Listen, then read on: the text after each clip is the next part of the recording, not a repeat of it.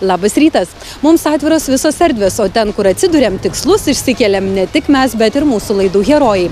Prakalbinti ir pomėgį išgyventi drauge – tai mūsų laidos šūkis, kuris atveria kelią į dalyvių širdis. Kitoks pusvalandis prie televizijos ekranų – tai dar vienas mūsų laidos išskirtinumas. Net ir fantazijose ne kiekvienam misija priblokšti sukramtomas dalykas.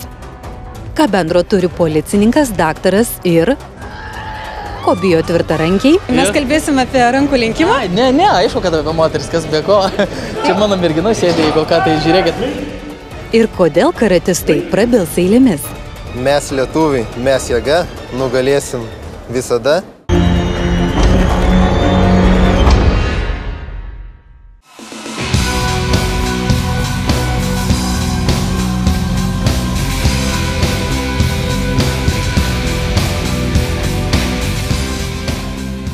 Rubrikoje Adrenalino užtaisas apie tuos, kurie nuolat sukiojasi iššūkių pasaulyje. Vienas garsiausių pasaulyje snieglentininkų Torstein Hormo pristatė dokumentinį filmą originaliu pavadinimu Horgas – A Love Story. Šis filmas apie 25 metų norvegų snieglentininką buvo kurtas 2 metus. Big Air rungtyje vaikino vienam iš pirmųjų yra pavykę atlikti triuką Triple Cork. Šis filmas padėjo pažvelgti Torsteiną iš arčiau, nes jam netrūksta nei įspūdingų triukų, nei nesėkmių, nei smagaus juoko, nei fragmentų iš jo kasdienybės.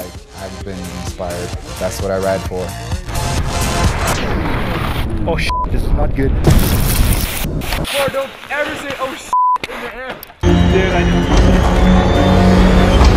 Daugkartinis enduro pasaulio čempionas Ivan Cervantes savo plieniniu žirgu pademonstravo, kad motociklu galima įveikti ir gana plačius vandens telkinius. Ekstremalas pamėgino įveikti 1,5 metro gylio ir 43 metrų pločio vandens telkinį. Pirmi 3 bandymai buvo nesėkmingi. Motociklo priekinis ratas susmigdavo į dumblą ir jį tekdavo tempti iš vandens. Tuomet vaikinas sumastė, jog derėtų palaukti, kol vanduo bus visiškai ramus. 4. bandymo rezultatas buvo sėkmingas.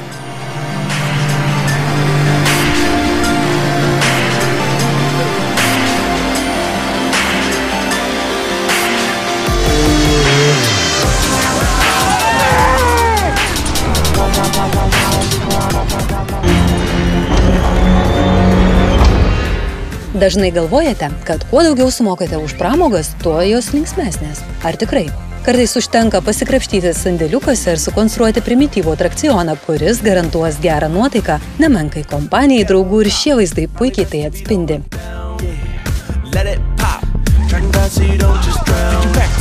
My dear, you hear that around the town, it's a real wet shindig. Everybody's gonna get the name in lights, high in the sky, we got a chance to win big. Look, a man flying like a hot balloon, that could be us in the golden afternoon. Look, a lady, calm like a baby, strutting the stuff as she gets so crazy. Look Bergeroni 5 minutės sutalpino pastaruoju metu internete populiarių 280 vaizdo įrašų fragmentus. Tokios populiarių vaizdo įrašų santraukos labai populiarios, nes leidžia iš karto pamatyti daugybę interneto platybėse klaidžiojančių įspūdingų vaizdų. Ne vieną iš šiame rinkinyje esančių epizodų mūsų laidoje jau galėjote pamatyti.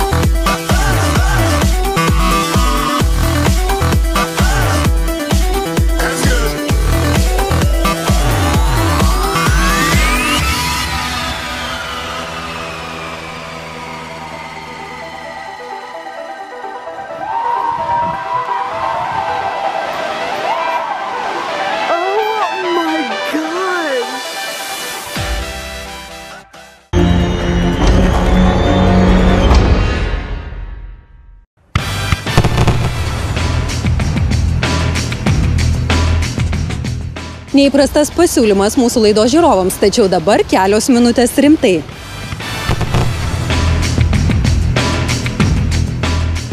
Mes neįsivaizduojame žiemos be švenčių, o švenčių be spindesio, kuris sukuria neatsiejami proginiai atributai. Spalvoti ugniniai piešiniai danguje, fejerverkai išrasti Kinijoje prieš 2000 metų. Laikui bėgant jie vis labiau užkariavo mūsų simpatijas. Be jų neapsieina ne tik valstybinės šventės, bet ir rengiami įspūdingi festivaliai, kuriuose šviesos ir spalvų šou lydi muzikinės kompozicijos. Fejerverkai suteikia ne tik spalvų, bet ir svarbu finalinį akcentą. Nes fejerverkas tai yra kulminacija 12 valandos senų metų palydėjimų ir naujų sutikimų. Be fejerverko aš neįsivaizduoju naujų metų. Mados tendencijos egzistuoja ir šioje srityje, todėl natūralu, kad laikui bėgant jos keičiasi. Anksčiau reikėjo apskritai fejerverkų, nes žmonės gal turėjo mažiau informacijos, mažiau tai buvo naudojama, ne taip populiaru. Dabar visi mato visur, daug įvairių.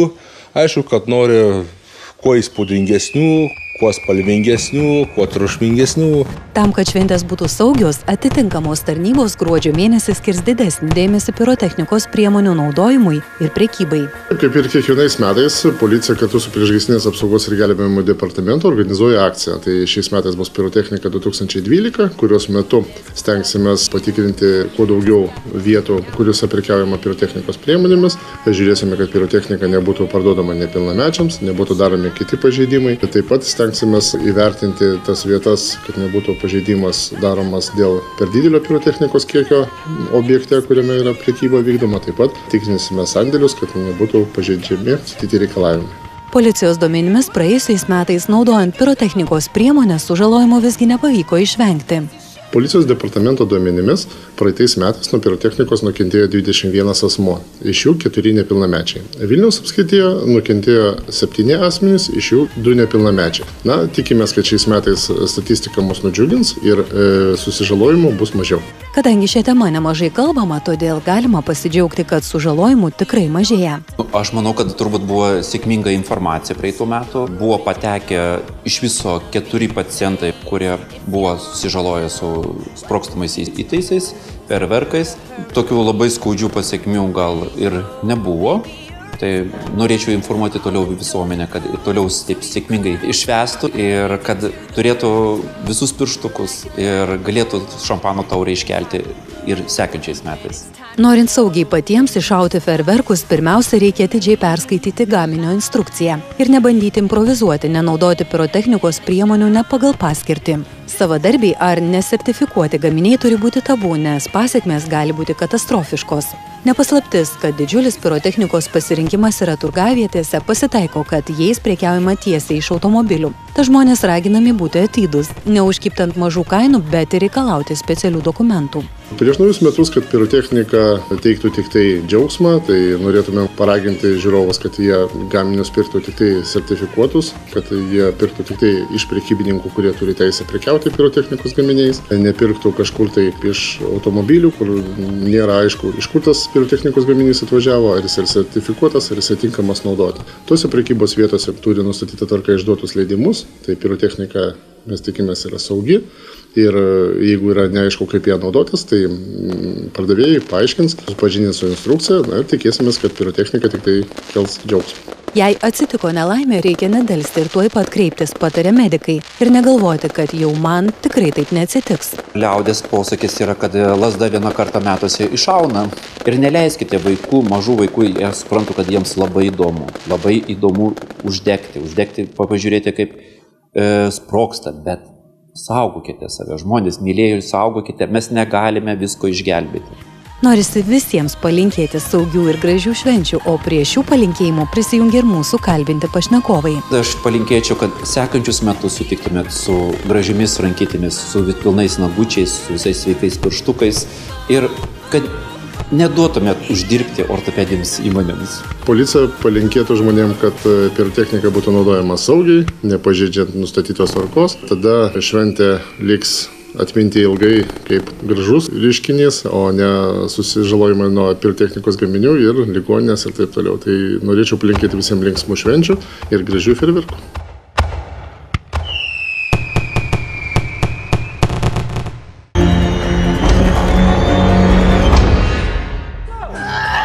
Po reklamos matysite, ko bijo tvirtarankiai. Mes kalbėsime apie rankų linkimą? Ne, aišku, kad apie moteris, kas be ko.